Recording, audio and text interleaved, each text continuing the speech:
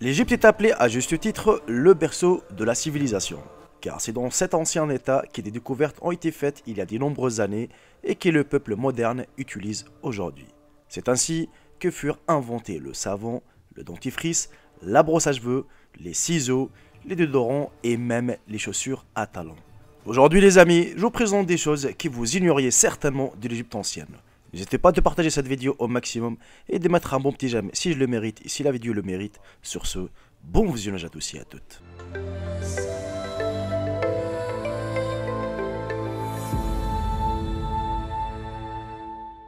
Pour la première fois, les antibiotiques ne commencèrent à être utilisés en grande quantité qu'au XXe siècle. En même temps, les anciens médecins égyptiens savaient très bien ce qu'il était il y a environ 4000 ans. Dans le traitement des maladies infectieuses, ils ont utilisé tous les produits moisis, ainsi que la terre. Les Égyptiens des classes riches portaient des perruques en se coupant les cheveux. La même procédure a été faite avec les enfants. Ils ne leur ont laissé qu'une longue tresse. Et comme il ne s'agit pas de mode, les Égyptiens se sont débarrassés des poux et des puces. Même les pauvres avaient un serré et ils marchaient avec le cheveu long. Contrairement à la croyance populaire, ce ne sont pas les soldats de Napoléon qui ont cassé le nez du Sphinx. Oui, ils lui ont tiré dessus avec des canons, mais à ce moment-là, la statue était déjà endommagée. Depuis qu'il y a une image du Sphinx en 1737, quelques décennies avant que les Français ne soient en Égypte, il n'a pas de nez. Un seul nom de Vandal Saïm al-Dar est conservé dans l'histoire. Un fanatique islamique a tenté de détruire la statue en 1378. Mais on ne sait pas quel dommage il lui a causé. La toute première pyramide construite sur le territoire égyptien est la pyramide de pharaon Djosé. Elle a été érigée approximativement dans les années 2600 avant Jésus-Christ. Et contrairement à la célèbre pyramide des Khéops, il est en marche. En même temps, au début, il était entouré d'un mur avec 15 portes et une seule porte qui était ouverte. En Égypte, ils croyaient fermement que tous les pharaons étaient l'incarnation terrestre du dieu Horus. Et parce que le pouvoir suprême dans les pays n'appartenait qu'à l'homme. Mais une fois arrivée, une femme est apparue sur le trône.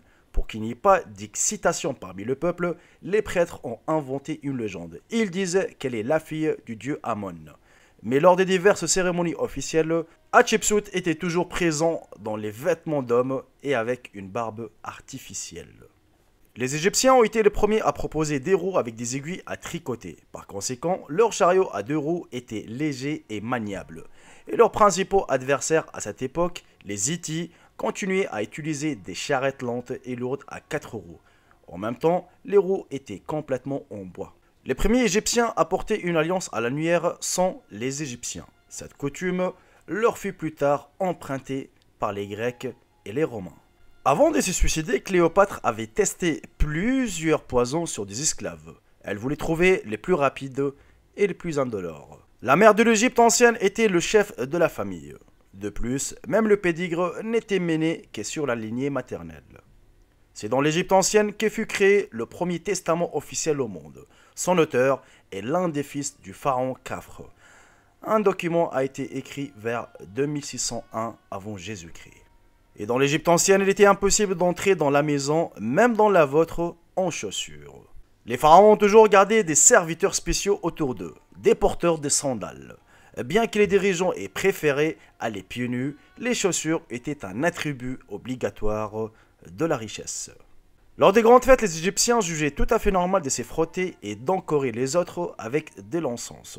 Ils ont même développé un service postal. Ils ont envoyé des lettres à l'adresse nécessaire avec l'aide des pigeons apprivoisés. Les médecins égyptiens ont progressé, non seulement selon les normes de l'époque, mais même selon les normes modernes. Ils pouvaient effectuer des opérations complexes et connaissaient bien le corps humain. Les transplantations d'organes, les pontages cardiaques, comme l'ont montré des recherches des égyptologues, n'étaient pas un problème pour les anciens médecins. Toutes ces connaissances, malheureusement, ont brûlé avec la bibliothèque d'Alexandrie. Les Égyptiens ont commencé à peindre leurs yeux à partir de 4000 ans avant Jésus-Christ. Et à ce jour, le maquillage n'est pas démodé. Ce qui est encore plus impressionnant, c'est le fait qu'à l'époque moderne, dans certains styles de maquillage, les techniques d'application des cosmétiques étaient les mêmes que celles utilisées par les Égyptiens il y a des milliers d'années. Que les hommes comme les femmes en Égypte utilisaient du maquillage des couleurs vertes et noires, la sagesse conventionnelle sur la mode ou sur les propriétés curatives d'une telle coloration est erronée. En fait, le maquillage protégeait le visage des personnes du soleil. Pendant longtemps, en Égypte, la mode des robes transparentes était parmi les femmes riches. Les Égyptiens utilisaient des cils spéciaux fabriqués à partir des queues de girafes pour chasser les mouches. Et la nourriture principale des Égyptiens était le pain et la boisson était de la bière. Dans les temples des riches déposent toujours des maquettes de brasseries pour n'y pas manquer de cette boisson. Le début de l'histoire égyptienne est considéré comme 3200 avant Jésus-Christ. À cette époque, les souverains Ménès, parfois appelés Narmer, réussit à unir le royaume supérieur et le royaume inférieur. En 341 avant Jésus-Christ, les pharaons égyptiens ont d'abord remplacé le gouverneur perse, puis les Grecs de la dynastie ptolémaïque. Par exemple, la même Cléopâtre sur le passeport était grecque et ne connaissait pas la langue égyptienne. Et dans la vraie vie, les Égyptiens utilisaient 3 calendriers différents. À leur disposition étaient agricole quotidien, astronomique et lunaire. Le premier consistait en 365 jours et comprenait 3 saisons pendant 4 mois. Le calendrier astronomique a été construit sur les observations des Cyrus, qui sont devenues disponibles chaque année au début de la saison des pluies. Un calendrier lunaire dirigeait les prêtres, où ils indiquaient les dates des diverses cérémonies religieuses. La date approximative de l'apparition des hiéroglyphes est de 3000 ans avant Jésus-Christ. Au total, il existe environ 700 hiéroglyphes uniques, qui peuvent être soit une lettre, soit un mot, voire une phrase. Le dieu principal du panthéon des Égyptiens était un rat, mais même en même temps, il vénérait plus de 1000 des dieux et des esprits. Par exemple, un hippopotame, comme un crocodile, était considéré comme une créature divine, sans parler des chats. Il est intéressant de noter que non seulement les humains ou les chats, mais aussi d'autres animaux ont été soumis à la momification. Les archéologues ont pu détecter la momie d'un crocodile, dont la longueur dépassait 4 mètres. Et dans la société égyptienne, bien qu'il n'y ait pas de matriarcat, la femme jouissait d'un vaste ensemble de droits. Par exemple, les femmes égyptiennes pourraient être les premières à demander le divorce. Et c'est en Égypte que le savon, la poudre à dents, ce qu'on appelle aujourd'hui les dentifrices, les déodorants, les peignes et les chaussures à talons hauts ont été inventés. À une époque où les historiens n'étaient pas tout à fait sûrs de l'origine de la charrue, il apparaît que les Égyptiens et les Sumériens ont été les premiers à l'utiliser environ 4000 ans avant notre ère. Et on arrive malheureusement à la fin de cette vidéo les amis, j'espère sincèrement qu'elle vous aura plu, qu'elle vous aura appris quelque chose sur l'Égypte ancienne, qui je trouve ça vraiment merveilleux et formidable. C'est parmi les civilisations qui m'intriguent toujours et je me pose toujours des questions. Vous avez pu remarquer que le savon a été inventé, c'est pas un jour d'aujourd'hui.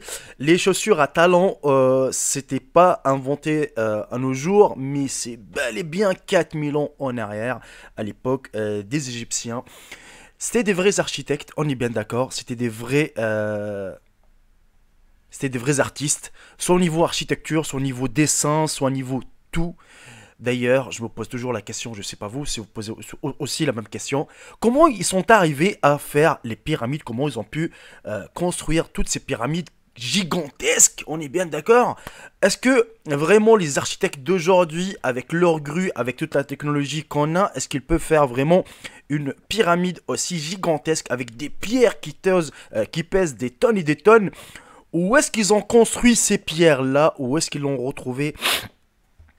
Vraiment, je sais pas si à l'époque ils avaient toutes ces technologies, mais je me dis toujours peut-être qu'ils avaient un contact avec des extraterrestres. Mais c'est incroyable si vous posez la même question que moi les amis. Wallah, c'est vrai, c'est un truc de dingue. Si vous voyez vraiment les Égyptiens, comment ils étaient à l'époque, c'était vraiment fou. D'ailleurs, je sais pas vous si vous avez vu une série de Saïdna Youssouf à l'époque où c'était transcrit même en français et en arabe. Là on voit très très bien comment les Égyptiens vivaient à l'ancienne. C'est formidable, même les charrettes à 2 roues, c'est eux qui les ont inventées, alors que nous, dans nos têtes, on se dit toujours non, non, non, c'est la modernisation qu'ils ont découvert ça, alors que non. Et je pense que les archéologues, les égyptologues, si vous préférez, ils sont en train de découvrir encore et encore et encore des choses. Mais malheureusement, il y a plein de trésors, plein de choses qui ont été dérobées, et ça complique un peu la tâche des archéologues. Voilà les amis, on arrive à la fin de cette vidéo, j'espère sincèrement qu'elle vous aura plu. Si c'est le cas, n'hésitez pas à me le faire savoir en lâchant un gros pouce bleu et en partageant cette vidéo. Sur ce, je vous embrasse tous et je vous dis à très très bientôt pour une toute nouvelle vidéo. Salut tout le monde, c'est Jaeko, bye bye, ciao ciao. Je vous aime tous mes frères et sœurs.